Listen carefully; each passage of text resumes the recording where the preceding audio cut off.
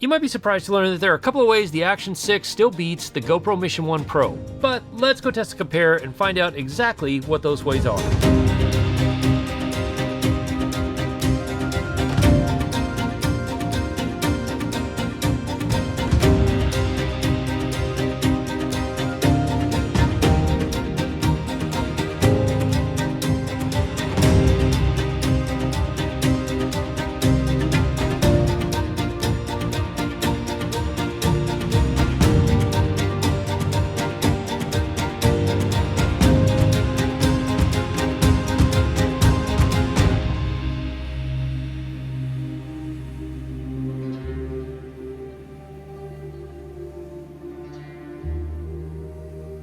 And just so we're clear, I was sent both of these cameras by their respective manufacturers to test and review them, but this video had nothing to do with that and it is not sponsored. And if you're interested in picking either of these cameras up, there are affiliate links in the description, and if you use the code RANGER10 on GoPro.com, you'll save an additional 10%.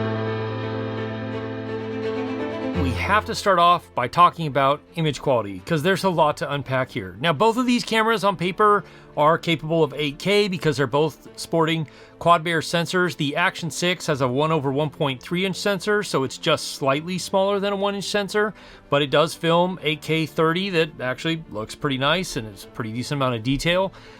And the GoPro has this new 1 inch sensor that is capable of doing 8K up to 30 if you get the Mission 1. If you get the Mission 1 Pro, then you get 8K up to 60 frames a second. And that's basically the only difference, is some frame rates between the Mission 1 and the Mission 1 Pro. But both of these cameras film some pretty good looking 8K imagery. However, when you put them side by side, the GoPro definitely pulls out quite a ways ahead. It just looks much more detailed. Looks like actual detail in the image, and it looks really good. And if you look at these images here, you can really see it in the background, back at the glacier, back in the mountains, the trees, leaves on trees, all of that. It really showcases just where GoPro's image quality is still class leading in these sorts of cameras. It just has a lot more information and a lot more detail.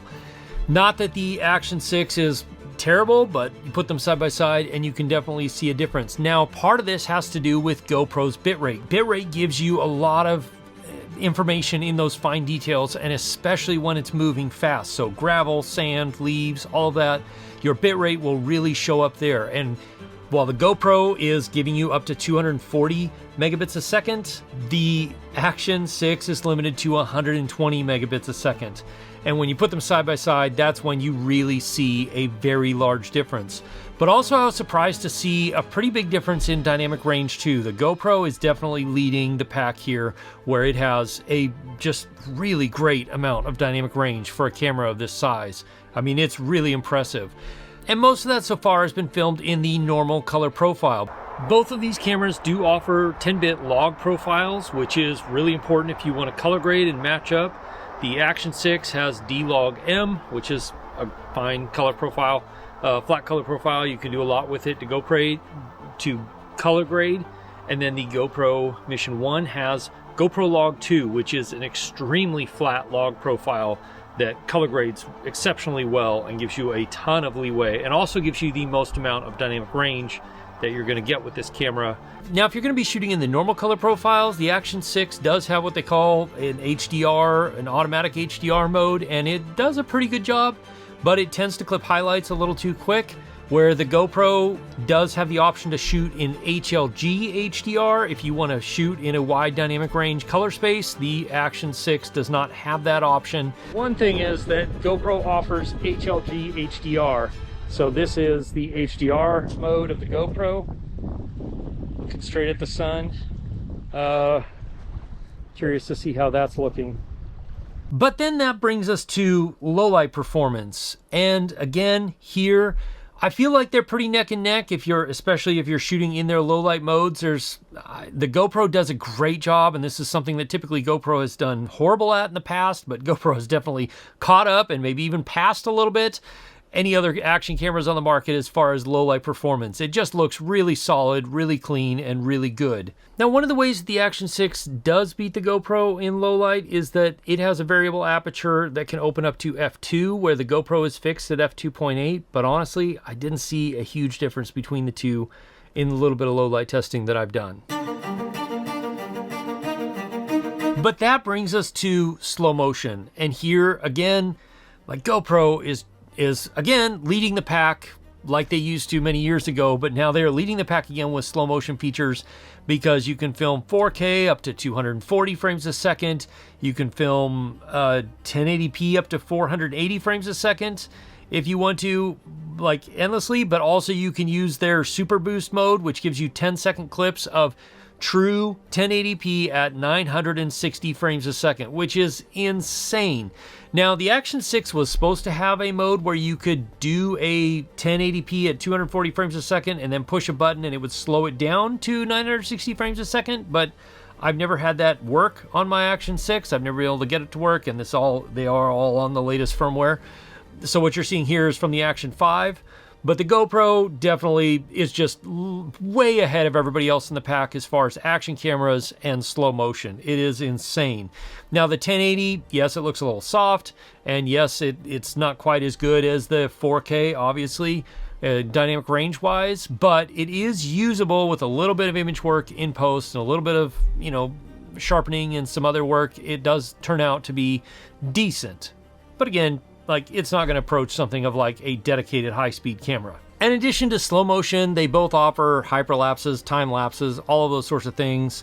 If you want to, GoPro gives you the option to be able to do a hyperlapse with where it creates a video and then also saves you the raw photo files if you want to do that, up to 8K. Where the Action 6 only gives you the option for up to a 4K time lapse, and you don't get the option to save the raw files. Another thing I was curious to test is the different options that each camera gives you as far as built-in fields of view. And this is the linear lens. Let's go a little wider and see what we can do there. And then this is the natural wide on the Action 6 and the wide on the GoPro Mission 1. And then this is ultra wide on the Action 6 and super view on the Mission 1. Now, something I found interesting is that both of these cameras do offer a subject tracking mode, and you can do it in vertical or horizontal, but the GoPro gives you a little bit more options. The Action 6 is limited to 2.7K output on those, either in vertical or horizontal, where the GoPro actually gives you a full 4K image on those, both in vertical and horizontal. Now, if you're going to see the difference, posting this stuff on social media, it's a little harder to say, but it is nice to have the option to give just a little bit of movement to a scene if you want to. And then we come to photos. Now, here again, the Action 6 takes some great photos. It really does look nice. But GoPro is beating pretty much everybody else in this area because it gives you up to 50 megapixel stills, where the Action 6 is limited to about 48 megapixel photos, and that's only if you take photos in the 4x3 modes. But again, you put the photos side by side, honestly, the way that GoPro handles their image processing just looks better. It just does. And we'll get into some other reasons why the Action 6 beats GoPro in just a little bit, but overall, as far as an image processing pipeline and the final product that you get out of the camera, GoPro's winning, hands down. It just is. But then we come to one of the areas that the Action 6 definitely is still beating the GoPro, and that's audio. And then we have the on-camera audio test. Now, the cool thing is that all of these camera systems have their own microphones that you can add in and go direct to camera, which maybe we'll try out in just a second here, but that pretty much cleans up any audio. But right now we've got some wind coming from over there, and I'm curious to see how these three do. This is the GoPro with its auto wind noise reduction on and the microphone setup that it has built in. This is the Action 6 with its auto noise reduction on with the built-in front-facing microphone, I assume. But the cool thing is that all these camera makers are now coming out with their own microphone system. So right now I'm using the DJI Mic Mini with the Action 6, which is direct plug and play or direct connect, so there's no external receiver or anything like that. GoPro, historically, you could connect via Bluetooth, but the quality went way down, the audio quality went way down because of the Bluetooth connection, but they have allowed USB-C. So now you can plug in a USB-C compatible microphone and go straight into the camera. I am very curious to try the GoPro mic system out. If it's direct connect, that would be amazing. The media mod also looks pretty incredible with a little shotgun mic on top, but we'll see. But this is, yeah, the DJI Mic Mini plugged directly into the GoPro, and you know, you've been hearing both of these with the direct connection, which is the way to go with if you want clean audio with no wind. That is absolutely the way you have to go. And when it comes to audio, a huge advantage GoPro has, and again, this is sort of aimed at those pro level users, is that not only can you capture stuff directly plugged in with USB-C, but you also have the option of raw audio or 32-bit float internal recording, or you can also have it record 4 tracks. So what you plug into the USB-C will go to track 1 and 2, and then track 3 and 4 will be the stereo mics included on the front of the camera here, so you can still capture that ambience if you want to, but the 32-bit internal recording is a huge win for pro level users. But then we come down to physical size, usability, user interface, accessories, and in some of these ways, at least right now, at the time of this recording, the Action 6 is definitely still beating GoPro because you have things like a macro lens that will allow you to get close-up shots, where the GoPro has a fairly limited close focus distance of about 2 feet or so, from what I understand, at least from in my testing. Where the Action 6, because of the macro lens, you can obviously get a lot closer, but it also has a fairly limited close focus distance without the macro lens. And I think the second biggest area, aside from audio being the first, but the second biggest area where the Action 6 beats GoPro still is that the Action 6 has 50 gigabytes of built-in internal memory, and the amount of times that has saved me because I've forgotten SD card or whatever has been more than I care to admit. But that internal memory really is something nice to have. And then if we come to battery life, the Action 6 has up to about 4 hours of battery life, where the GoPro has up to a little over 5 hours of battery life, depending on the modes that you're recording in. But I think the biggest way that GoPro has made improvements is that now you are able to fast charge GoPro batteries in the GoPro or in the multi-charger. And that has always historically been something that the Action 6 or the Action series beat GoPro on, but now they're pretty neck and neck. About 20 minutes to recharge to 80% on the GoPro, about 18 minutes to recharge to 80% on the Action 6, so very close there, but also the GoPro battery is slightly larger, so it makes sense that it takes a little longer. And then about 30 to 40 minutes to fully charge the GoPro, about the same to fully charge the Action 6. The Action 6 is still definitely a little faster on battery recharging, but GoPro, having fast charging on the GoPro now is a massively welcome change. And on battery performance, now I haven't done any overheating tests. I don't really deal with that here in Alaska, but the GoPro typically had real issues in very cold water or very cold weather. And in my testing in water, the GoPro has had no issues with battery life. And running them side by side, they both seem to operate about the same, even though I was putting them in this very frigid water for quite a bit of time to get the shots. Neither one of them had issues, whereas before, GoPro would definitely have had an issue here. So it seems like GoPro's made massive improvements there. And then we come to size, and yes, the GoPro is definitely a larger and slightly heavier camera. It just is. I will say a couple of things about it. The screen on the GoPro is a little bigger now, which is really nice and a very welcome change. It's plenty bright. In fact, most of the times it was more than bright enough. One big difference between the Action 6 and the GoPro is that the Action 6 front screen, you can actually move it or use it to change settings if you want to, or to view media, where the GoPro, you cannot do that. But something that GoPro has done exceptionally well on the Mission 1 Pro is these buttons. And if you can see, like, they are quite a bit larger. They're quite a bit more raised. That's a little hard to tell right there, but they are so much easier to push and so much more responsive. So I think everybody needs to take a note from GoPro on how to design their buttons. These are fantastic. And then we come down to menu systems, which both of them you swipe down and you have sort of quick access menus, but they both offer a version of voice commands, so you can tell the camera to, start recording or whatever you might want to do there. They both have these quick menu systems, and then you can get into deeper preferences.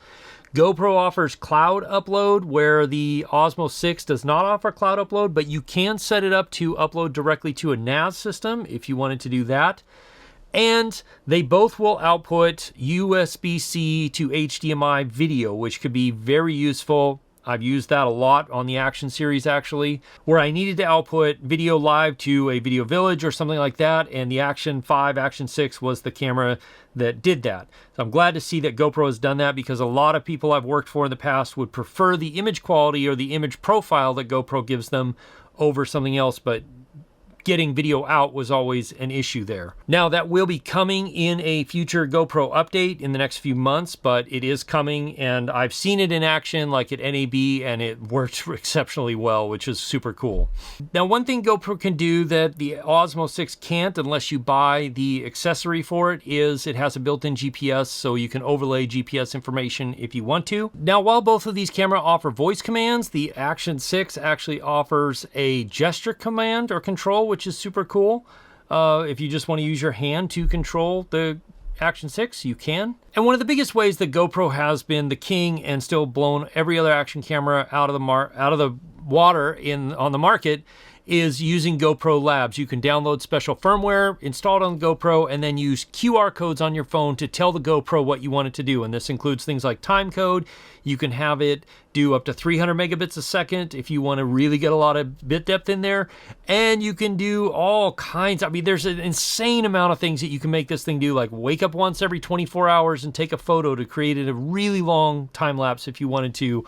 Or, you know, turn on at 3 in the morning and start a night star lapse or something like that if you want to. Like, it's an insanely powerful tool if you really want to go down the deep rabbit hole of what you can make a GoPro do. But then we come down to what is probably the biggest determining factor, and that's price. The Action 6 comes in right around $430, $450 for the camera by itself with one battery.